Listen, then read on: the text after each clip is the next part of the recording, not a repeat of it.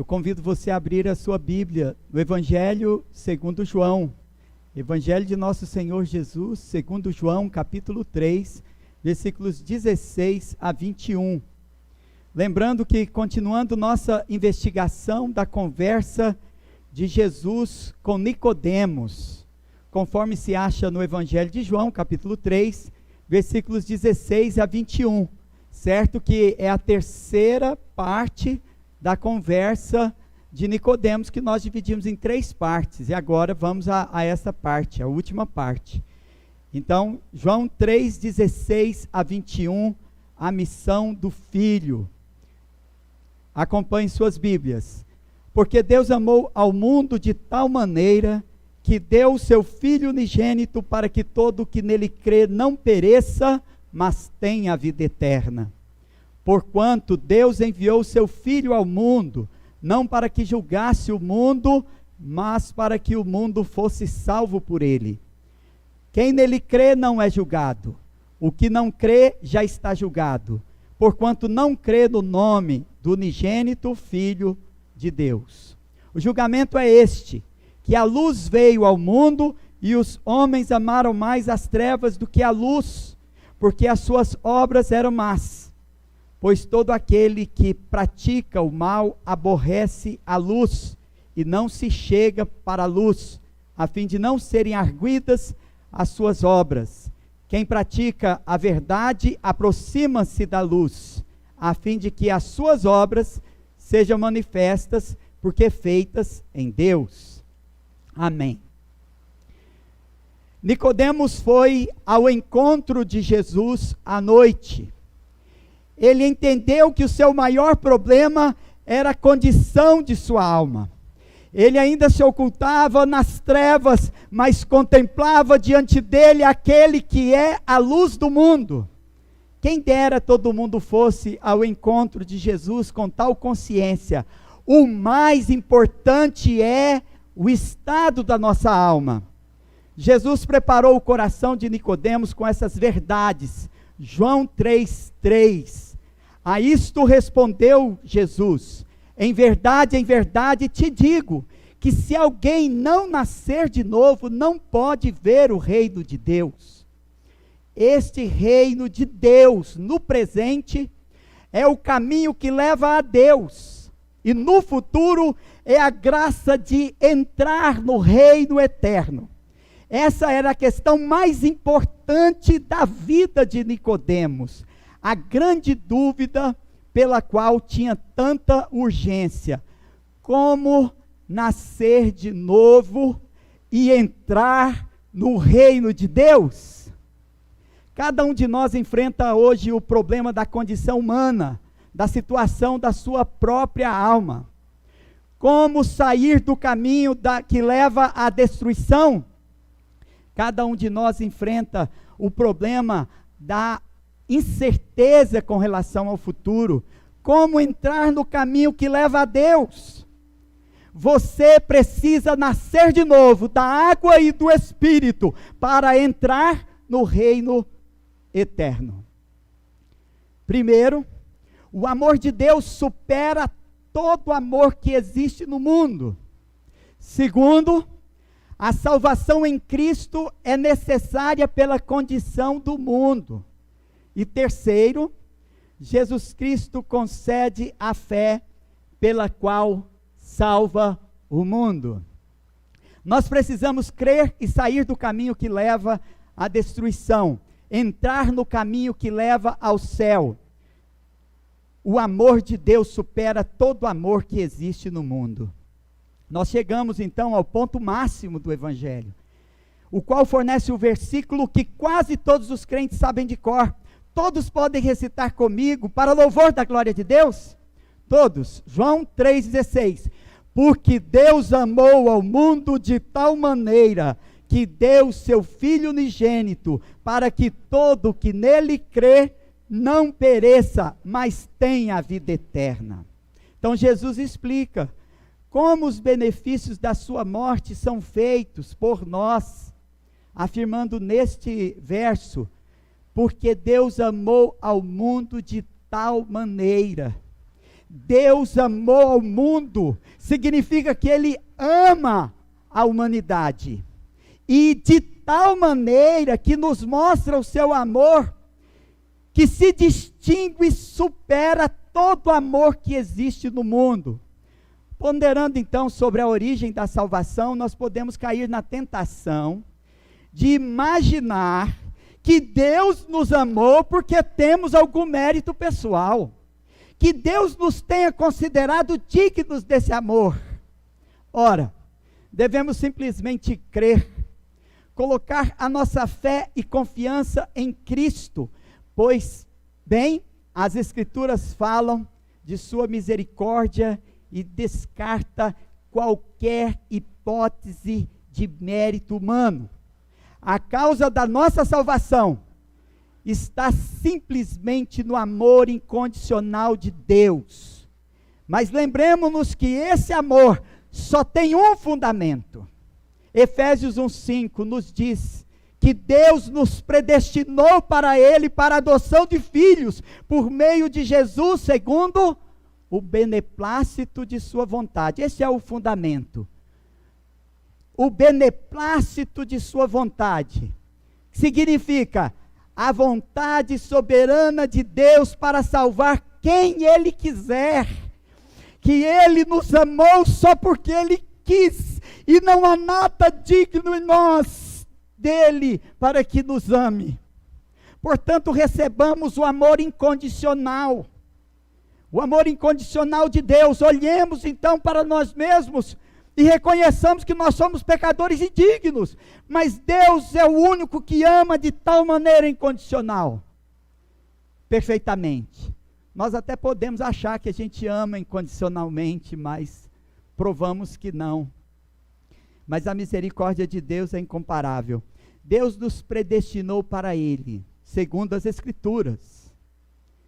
Significa que Ele não visava em nós no futuro algo que fosse merecedor desse amor.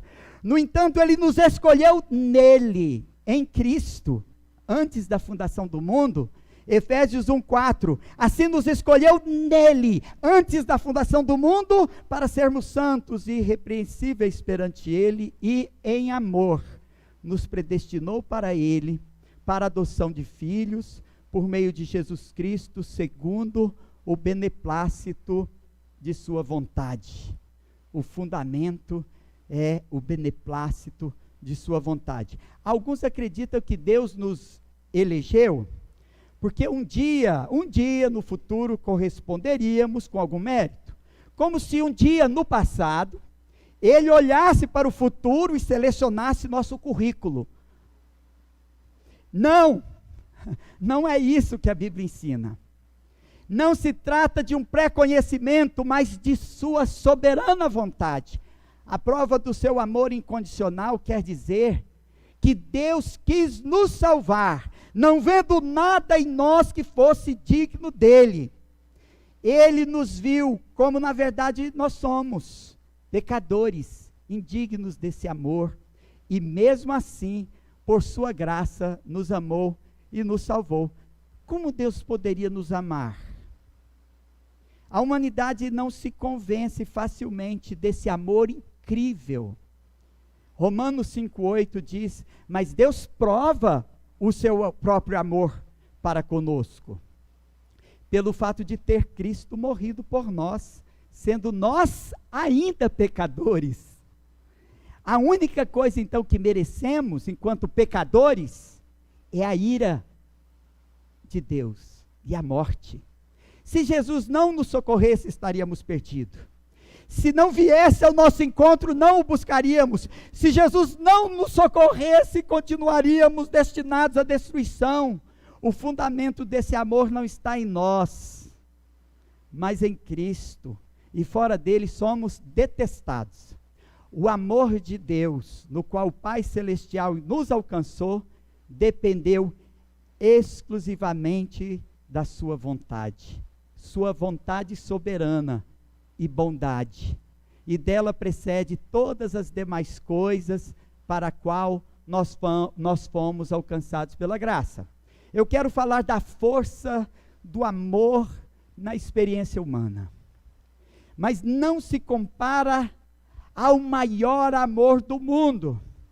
Uma das experiências mais fortes que eu tive na vida de testemunhar foi o amor de uma mãe por um filho gerado no seu ventre. Essa mãe agora recebe nos braços o filho nascido morto para o sepultar. Isso é algo doloroso. Em outro caso, o amor de uma mãe ao filho tão esperado, nascido, tomado no braço, e seus próprios braços criado. Como ela o entregaria agora, na sua maturidade, um homem, a morrer para salvar pessoas más. Deus poderia ser imaginado como uma mãe, mas seu amor é ainda maior. Esse amor tão forte, em contraste com o amor do Pai eterno, o qual tem um filho imortal, eternamente gerado dele, entrega-o à morte, o filho unigênito, isto é, único, eternamente gerado do Pai, gerado, não criado. Deus tem um filho coexistente e coeterno com ele. Como não poderia amá-lo? O amor de Deus pelo seu filho prova exatamente o quanto é preciosa a nossa salvação. Se não é fácil para nós, que amamos imperfeitamente, entregar um filho mortal para salvar pessoas boas. Para salvar pessoas boas, não seria fácil. Como seria difícil para quem tem um amor perfeito e infinito, entregar seu filho imortal nas mãos de homens maus. Essa história de amor eterno, ela só é possível porque para Deus não há impossível. As pessoas têm dificuldade de entender um amor incondicional assim. Por isso que os reclames pelo mérito humano, por alguma dignidade do ser humano, para que Deus pudesse olhar, porque pode ser que para uma pessoa boa valesse a pena entregar o filho, mas Deus entrega seu filho por seres humanos maus, por uma humanidade má, decaída. Essa história de amor, o amor de Deus pelo filho é o maior amor do mundo. Foi possível ao Pai entregar o Filho de Deus pela humanidade caída, porque Ele nos amou no Filho. Porque em Cristo Ele nos amou com o maior amor do mundo. Ele entregou seu Filho, e permanece um grande mistério. Deus ama de tal maneira, e ninguém ama assim. Deus ama de maneira que as palavras não têm força para explicar, porque Deus é perfeito e seu amor não tem fim. Quando o texto fala de tal maneira, é disso que ele fala, da força do amor imensurável, perfeito, infinito, que alcança todo mundo, do maior amor do mundo. Tudo isso alcança aqueles que creem, segundo o texto que nós lemos. E quem não crer sofrerá as consequências da sua incredulidade, as consequências de perecer nesse mundo e no porvir, ficar para sempre separado deste amor profundo. Nós precisamos crer e sair do caminho que leva à destruição para entrar no caminho que leva ao céu. Irmãos, a salvação em Cristo é necessária pela condição do mundo. Voltando a João 3,16, eu quero chamar a atenção dos irmãos, ele afirma que Deus deu o seu Filho unigênito para que todo que nele crê não pereça. Deus não deseja que a humanidade pereça. Logo, a salvação é necessária, pela condição que o mundo se encontra. O fato de Jesus Cristo, único Filho de Deus, ser um só ser com Ele, eternamente gerado, coeterno com Deus, realça o amor de Deus por nós. O Pai ama o Filho, mas Ele o entregou por nós pecadores. E foi necessário que ele morresse, porque foi por nós pecadores. Porque se houvesse alguma dignidade em nós, algum mérito, seria totalmente desnecessário que Cristo morresse. Irmãos, o sangue do Filho intercedeu por nós, a fim de que fôssemos socorridos pela bondade do Pai. Ele nos livra então dessa condição atual e universal da humanidade, denominada de depravação total, que alcança a totalidade dos seres humanos e alcança o ser humano profundamente, e o deixa incapaz, senão pelo poder do Espírito Santo, pelo dom do Espírito Santo, dom da fé, de responder ao chamado do Evangelho. Ele nos livra. A condição da humanidade em decorrência, então, da depravação total, da queda, ou pecado original, ou chame do que você quiser, mas por causa do pecado dos nossos pais e dos nossos próprios pecados. Irmãos, tal condição explica a necessidade de salvação e a necessidade de Cristo morrer na cruz. Ainda que você esteja numa boa, deve se lembrar que não somente a humanidade, mas igualmente essa terra foi amaldiçoada. O mundo caminha para a destruição, a humanidade está sentenciada à morte por causa do pecado, e o estado do pecador é de morte espiritual. E ele não pode salvar a si mesmo, por causa desta condição de morte. E por causa, então, desta condição, a morte de Jesus foi necessária. Deus entregou o seu Filho unigênito para sofrer, a fim de morrer por nós, sob esta condenação. Então, nele nossa fé encontra refúgio. Coloquemos nossos olhos em Cristo. Contemplemos o coração de Deus transbordante de amor. Em Cristo, então, encontremos nossa única garantia de que Ele nos ama. E somente em Cristo. Graças a Deus que nos livra dessa condenação, irmãos, por meio do seu Filho. O mesmo faz, então, essa proclamação gloriosa a Nicodemos. Ele proclama essa verdade, para que todo que nele crê não pereça. Mas embora a vida seja prometida a todos que creem, todavia a fé não é comum a todos, conforme 2 Tessalonicenses 3:2. E para que sejamos livres dos homens perversos e maus, porque a fé não é de todos. Então existe esse grupo que não crê, e eles não receberam o dom da fé. Somente os que creem no Evangelho serão salvos de tão grande condenação. O Evangelho nos chama então à fé em Cristo, que na verdade é um ingresso à vida. A justificação pela fé, irmãos, não é algo mais do que simples confiança, a confiança de um pecador em um único Salvador. A confiança de um pecador que não põe nada ao lado de Cristo para depositar a sua confiança, senão unicamente na pessoa de nosso Senhor Jesus Cristo. Ele não precisa pôr nada ao lado da fé, que dependa de nós mesmos. Não podemos pôr nada ao lado da fé, senão estamos perdidos. Não é fé mais em Cristo e mais um santo ou a virgem. Não é a fé em Cristo e mais algum esforço humano, numa sinergia com o nosso Senhor Jesus Cristo, cooperando com a nossa salvação. Não, nada ao lado de Cristo, e nada além da fé.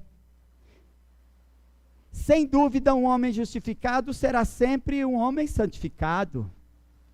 Se quiser saber por que fomos justificados por Cristo, a resposta é: porque cremos. A salvação é uma obra de Cristo, mediante a nossa fé. Mas faremos bem se perguntar como estamos vivendo.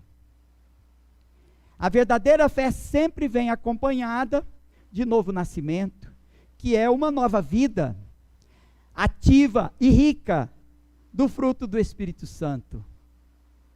Porque quando respondemos ao chamado, nós entramos para a vida e começamos a desfrutar da vida abundante que há em Cristo Jesus no presente, e continuaremos desfrutando dela eternamente. Terceiro lugar, conforme eu anunciei, Jesus Cristo concede a fé pela qual salva o mundo. Encontramos então em João 3,16 uma promessa de vida eterna. Mas tenha a vida eterna. Se ele conclui João 3,16, nós temos uma promessa de vida eterna aos que creem. Cristo se faz conhecido de todos, mas nem todos os que o buscam por meio da fé, nem todos o buscam. João 3,17 vai dizer assim: porquanto Deus enviou o seu Filho ao mundo, não para que julgasse o mundo, mas para que o mundo fosse salvo por ele. Ele não veio ao mundo como juiz, mas como salvador. Não foi isso que disse esse versículo bíblico? E muitos não o receberam. Ele veio como salvador, e muitos não o receberam. João já escreveu assim a respeito dos judeus, em João capítulo 1, versículo 11 e 12, ele escreve assim: veio para o que era seu, e os seus não o receberam. Mas a todos quantos o receberam, deu-lhes o poder de serem feitos filhos de Deus, a saber, aos que creem no seu nome. Então, a respeito da ira de Deus, eu não quero tratar hoje a respeito da ira de Deus, irmãos. Mas quem prega o amor de Deus também precisa advertir os que não creem sobre a ira de Deus. Todos os que creem no nome de Jesus Cristo são feitos filhos de Deus. Pois através da fé em Cristo, o mais vil pecador pode ser perdoado e pode ser salvo. Muitos pensam que há diferentes caminhos para seguir então e fazer o bem e, quem sabe, receber algum benefício espiritual. Alguns acreditam que Deus vem, e aí as nossas obras vão ser pesadas, o bem e o mal numa balança, tudo que fizermos. Então nós seremos julgados, e finalmente vão ser fechada a conta, mas o mal do que o bem, porque a pessoa fez mais o mal do que o bem, então essa pessoa está numa enrascada. Mas isto é meia verdade. E toda meia verdade é uma mentira inteira. Porque Cristo, ele não veio como juiz, certamente, mas virá como juiz na sua segunda vinda. Aqueles que não receberam com fé o Cordeiro de Deus, que tira o pecado do mundo, conhecerão a ira do Cordeiro que vem como leão. Mas aqui o texto da palavra de Deus disse que aqueles já foram julgados. Então quer dizer que receberão no juízo final a sentença de condenação estabelecida. Irmãos, ele veio como o único Salvador e o único caminho para o ser humano. Não há como errar o caminho, porque é único. E é a única forma do ser humano escapar da destruição do pecado. Então Jesus é o único caminho de salvação e tem a ver com o que ele faz, tem a ver com a sua obra consumada na cruz. Enquanto o que nós fazemos apenas confirma que fomos salvos. Somente quando recorremos a Cristo como pecadores, então culpados, e cremos nele, para que a salvação nos seja aplicada, a obra salvadora de Cristo, que sofre a justa condenação por nossos pecados, que nós somos perdoados. Cristo fez expiação por nossos pecados, para que nada nos impeça de sermos reconhecidos como filhos de Deus. Aqueles a quem Deus quiser salvar, serão libertos da condenação da morte e serão feitos herdeiros da vida eterna. Mas Jesus nos guia no único caminho. Esse caminho traz Deus ao homem e leva o salvo a Deus. Jesus fala a respeito de si mesmo, irmãos, aqui como o único que subiu ao céu e que de lá desceu. Assim, irmãos, em João 3,13 diz, ora, ninguém subiu ao céu, senão aquele que de lá desceu, a saber o Filho do homem que está no céu.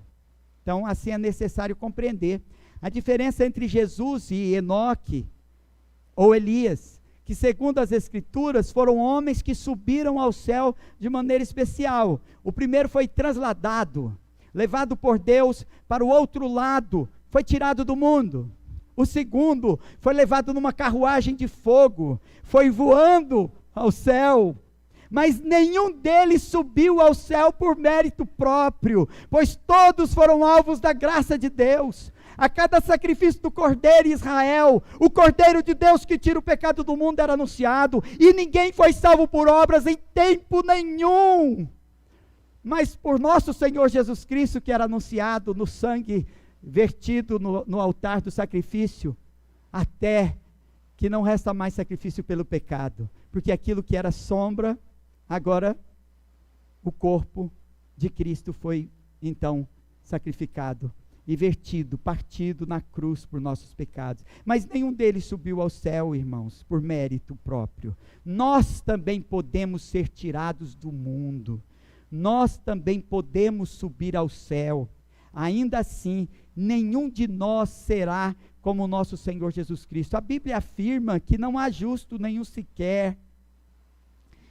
Irmãos, ele disse que desceu de Deus. Jesus disse que desceu de Deus. Diferentemente dos outros que tiveram seu início de existência aqui no mundo, por um nascimento natural, Cristo é um único perfeitamente justo. Este Cristo, se alguém pudesse ser salvo por mérito próprio, ele não morreria na cruz. O seu sacrifício na cruz teria sido inútil. Somente ele pode conceder a vida eterna, porque ele é a providência de Deus para o sacrifício, prometida a Abraão quando seu filho estava debaixo do seu próprio cutelo, para que ninguém pense que pode ser vicário de Cristo. Somente ele pode conceder vida eterna. Embora nós pareçamos nascidos para a morte, pela fé em Cristo, então, nós recebemos um infalível livramento. As coisas mais extraordinárias da nossa fé é que ela nos livra da destruição eterna. Certamente, irmãos, os que creem não serão condenados com o mundo, nem vivem em pecado, porque ele vive para salvar o seu povo dos pecados dele, porque ele veio ao mundo para salvar todo aquele que nele crê. Então isso que alguns pensam que traz algum mérito, na realidade é o cumprimento da promessa. Sem fé não há salvação, mas não é qualquer fé. Não é qualquer fé, e essa fé eu não estou transformando ela em obras, não, eu estou falando da fé verdadeira.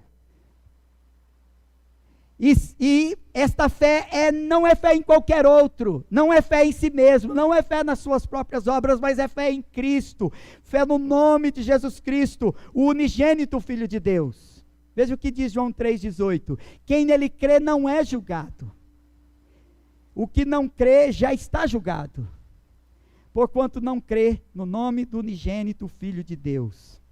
Nada além dessa fé é necessário. Para a nossa salvação, alguém pode achar, mas pastor, nós podemos fazer jejuns, nós podemos fazer orações, batismos, ceias do Senhor, nós podemos fazer socorros aos pobres, órfãos e viúvas. Quem sabe a gente faz uma média com Deus. Tudo o que convém que façamos, irmãos, tudo o que convém que façamos para a glória de Deus. Façamos porque é oferta aceitável a Deus. A Bíblia ensina que servir uns aos outros, viver a unidade no corpo de Cristo em amor, socorrendo uns aos outros, é oferta aceitável a Deus. Oferta aceitável a Deus.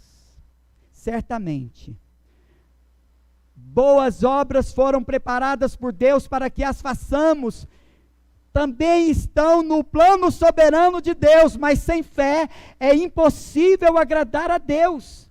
E não é por obras que nós alcançamos o favor de Deus, elas vêm pela fé que nós recebemos, elas foram preparadas de antemão para que andássemos nela. Os crentes, os verdadeiros salvos, eles fazem boas obras, eles nasceram de novo, e nos nascidos de novo são evidentes o fruto do Espírito Santo. Mas sem fé é impossível agradar a Deus. Poderíamos fazer de tudo e estaríamos rumo à destruição das nossas almas. Efésios 2, versículo 8 a 10, diz assim: porque pela graça sois salvos, mediante a fé, e isto não vem de vós, é dom de Deus, não de obras, para que ninguém se glorie. Pois somos feitura dele, criados em Cristo Jesus para boas obras, as quais Deus de antemão preparou para que andássemos nelas, porque não somos salvos pelo que fazemos, mas mediante a fé, recebemos a vida eterna, pelo que Cristo fez por nós. Ele nos conquistou para Ele, nós somos sua conquista, Ele é nosso Senhor, por isso nós pertencemos a Ele, por isso nós obedecemos, por isso, porque somos incapazes, Ele nos dota do poder e da graça, do Espírito Santo. Então por que os perdidos são reprovados, pastor? Se nós somos salvos sem mérito nenhum? Por que os que se perdem são derrotados? Como está escrito, o julgamento é este, que a luz veio ao mundo, e os homens amaram mais as trevas do que a luz, porque as suas obras eram más. Pois todo aquele que pratica o mal aborrece a luz, e não se chega para a luz, a fim de não serem arguidas as suas obras. Quem pratica a verdade aproxima-se da luz, a fim de que as suas obras sejam manifestas, porque feitas em Deus. Estão perdidos e reprovados segundo as Escrituras, porque caminham em trevas para a destruição, porque rejeitaram a luz do mundo, Jesus, a luz apresentada nesses primeiros capítulos do Evangelho de João, porque não creem no Evangelho, porque rejeitam a salvação em Cristo. Se eles também decidissem fazer jejuns, fazer orações, prestar culto, cantar esses cânticos maravilhosos aqui conosco, se eles resolvessem também tomar parte do sacramento, se eles resolvessem também socorrer os pobres e necessitados, irmãos, façamos isso. Mas muitos estão fazendo isso sem fé, confiado nessas obras, às vezes obras sociais, às vezes obras religiosas, intercalando, mas sem fé. É impossível agradar a Deus. Pelo dom de Deus e não por nossas obras. Pela fé na obra realizada por Cristo, o autor da nossa salvação. E tudo que a gente faz provém de fé. E vocês sabem o que acontece quando a gente faz alguma coisa que não provém de fé, mesmo que seja boa? Você vai achar na sua Bíblia e vai depois trazer para mim, porque eu esqueci a referência.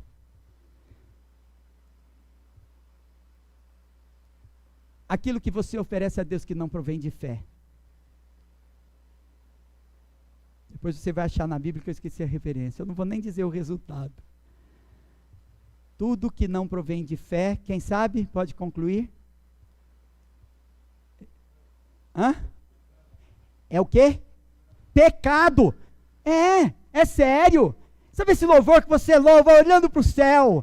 Eu nunca me esqueço da ilustração que o Valvir contou para mim quando eu era ainda adolescente. Ele pegou a igreja toda adorando a Deus assim, levantando as mãos para cima naquela catedral lindíssima, aquele teto altíssimo, e ele falou: para, do jeito que você estiver, na posição que você está, para aí.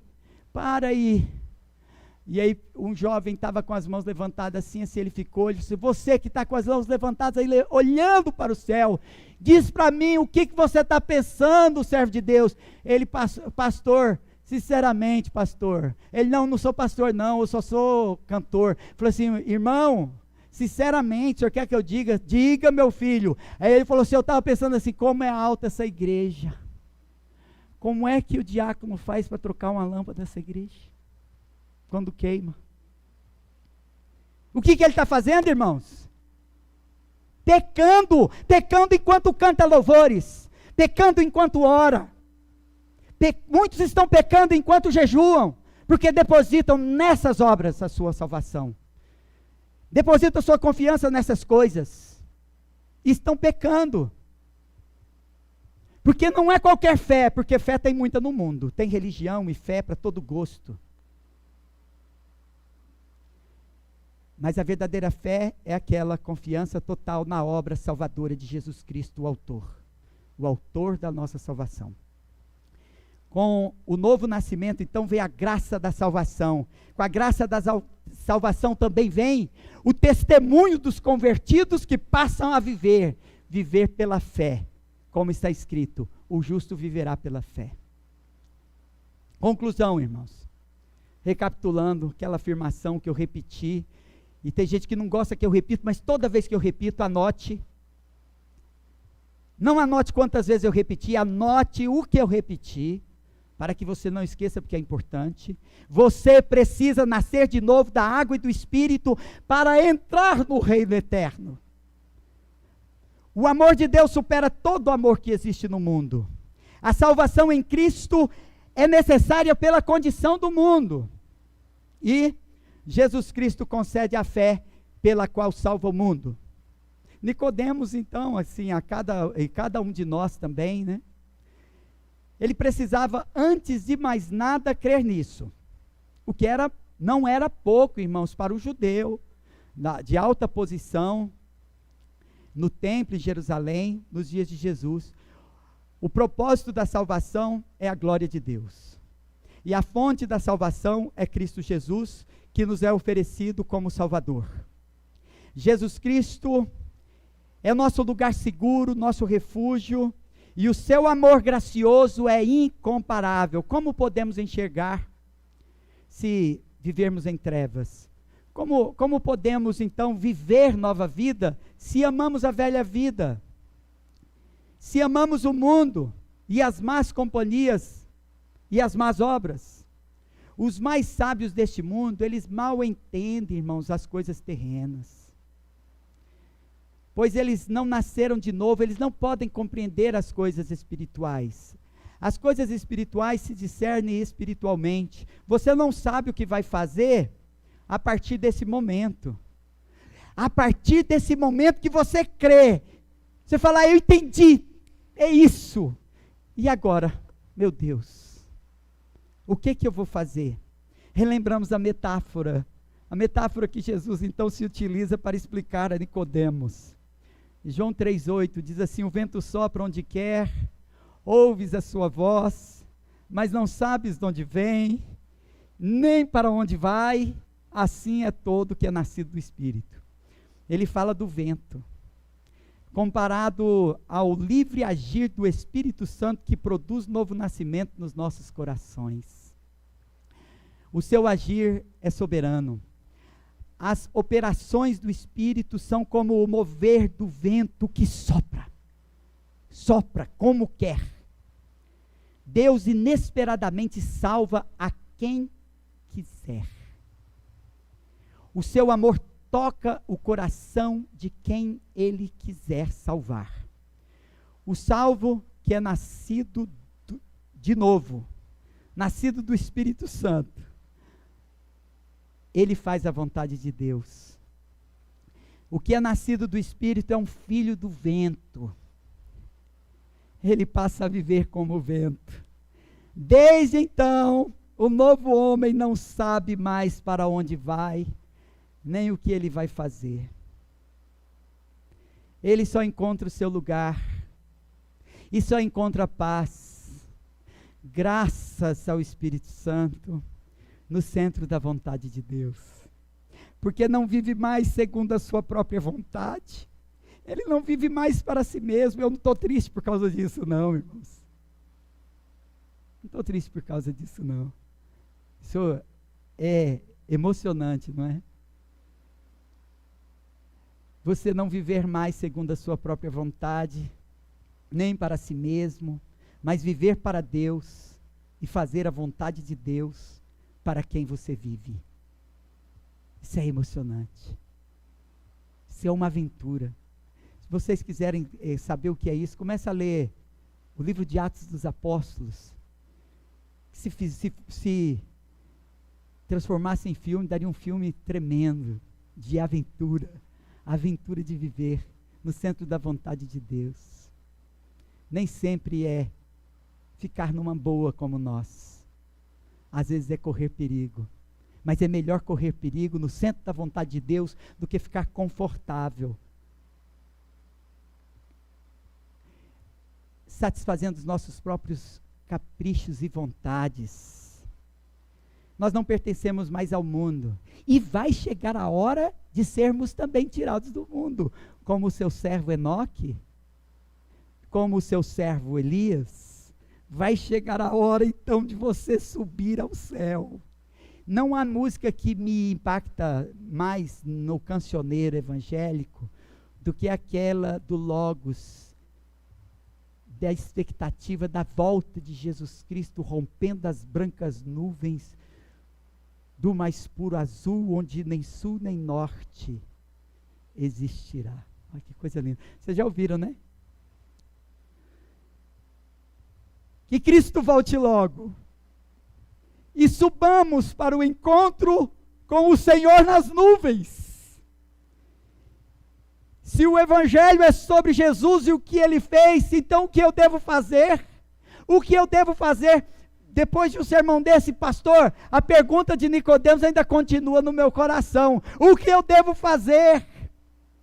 A forma de recebê-lo hoje aparece na resposta de Pedro, quando ele foi perguntado, aos que lhe perguntaram, que faremos, irmãos? Perguntaram aos apóstolos, mas Pedro respondeu, em Atos 2:37, que faremos, irmãos? Em seguida, Atos 2:38, respondeu-lhes Pedro, arrependei-vos e cada um de vós seja batizado em nome de Jesus Cristo para a remissão dos vossos pecados e recebereis o dom do Espírito Santo.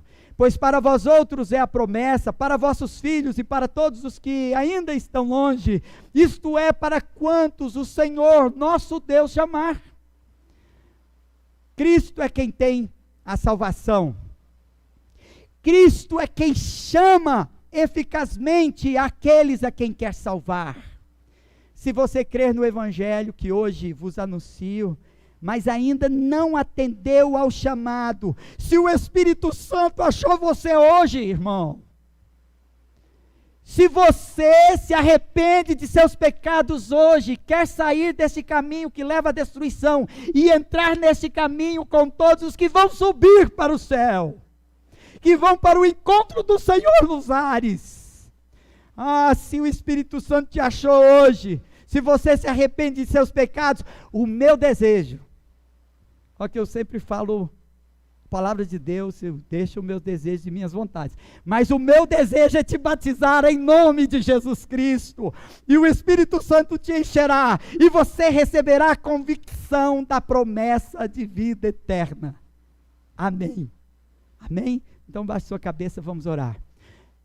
Oh Senhor Deus, como ansiamos o nosso anseio, Senhor Deus, nosso anseio agora é pela volta do nosso Senhor Jesus Cristo, é para ver, Senhor Deus, o dia da sua vinda, mas enquanto o Senhor nos concede, ó Pai, já desfrutar das delícias do céu aqui, porque nós cremos que o Senhor, pelo Evangelho, ó Deus, pela obra realizada por Jesus Cristo, nos garante subir para Deus. Mas também o Senhor nos traz, pelo mesmo Evangelho, a presença do nosso Senhor. Senhor Deus, que a sua presença seja sentida e a volta do Senhor Jesus Cristo seja esperada. Que os nossos corações se encham do amor de Deus. E que nossos corações se encham de fé, da fé em Cristo para a nossa salvação. Da fé operosa, que com a graça do nosso Senhor Jesus Cristo traz novo nascimento e vida rica, ativa, cheia dos frutos, dos nascidos de Deus, do fruto do Espírito Santo. Oh Senhor Deus, mas Senhor Deus, que nada seja mais importante para nós do que a nossa salvação em Cristo Jesus, para nunca o Senhor nos apartar de um amor tão profundo, do maior amor do mundo. Nós olhamos, ó Deus, para o seu servo Jesus Cristo, que nós já temos testemunhado que Ele é um contigo, coexistente e coeterno com o Senhor. Mas assim, Senhor, nós olhamos para Cristo,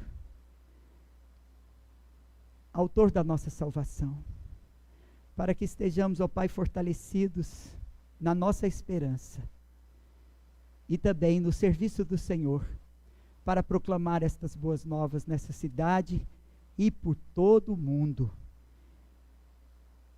Gratos, ó Deus, pela promessa do Senhor Jesus Cristo, da sua presença.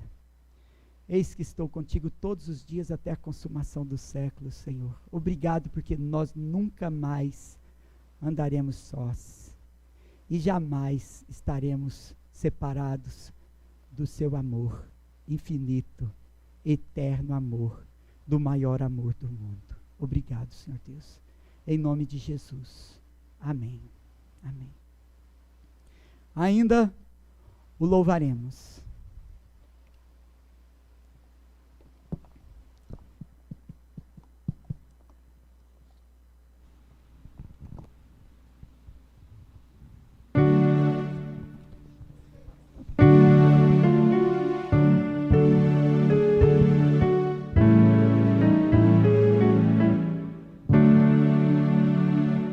Grande Deus em paz e glória, despediu no Senhor, certo de fluir as bênçãos que provém do teu amor.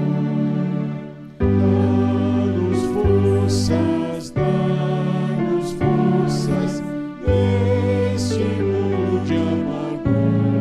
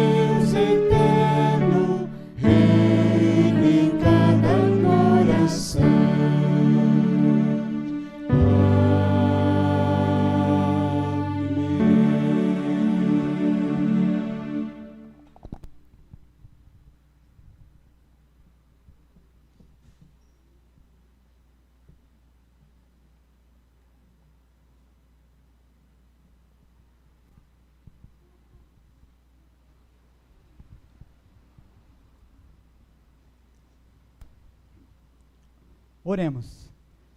Senhor Deus e Pai, Deus Todo-Poderoso, obrigado, Senhor Deus, por nos reunir para louvor da Tua glória. Senhor, obrigado, Senhor, porque pela mediação de Cristo, cremos na promessa, Senhor, receba nosso louvor, as nossas ações de graças, falando entre nós com salmos, hinos e cânticos espirituais, que a Tua palavra, Senhor, produza fruto abundantemente em nossos corações e no nosso viver, de maneira, ó Deus, que evidenciemos o poder com o qual nós fomos alcançados, o novo nascimento e a nova vida em Cristo Jesus, que vivamos, ó Deus, para Ti, que entremos na vida.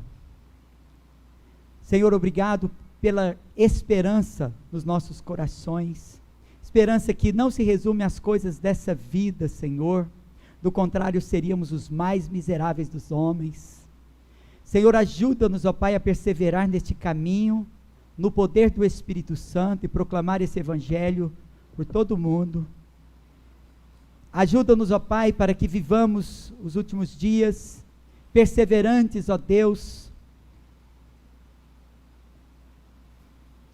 Contudo, ó Deus, jamais nos afastemos do Senhor, mesmo que venha peste, fome, guerras, jamais, ó Pai, nos afastemos da Tua presença, jamais, ó Pai, a nossa fé seja abalada, jamais deixemos, ó Deus, de congregar, ainda que o Senhor mais uma vez nos empurre para as catacumbas, para os lugares infectos, ali, Senhor, nós bendiremos o Teu nome, ali, Senhor, nós batizaremos os convertidos, ali a igreja caminhará de joelhos, quando não puder caminhar em pé.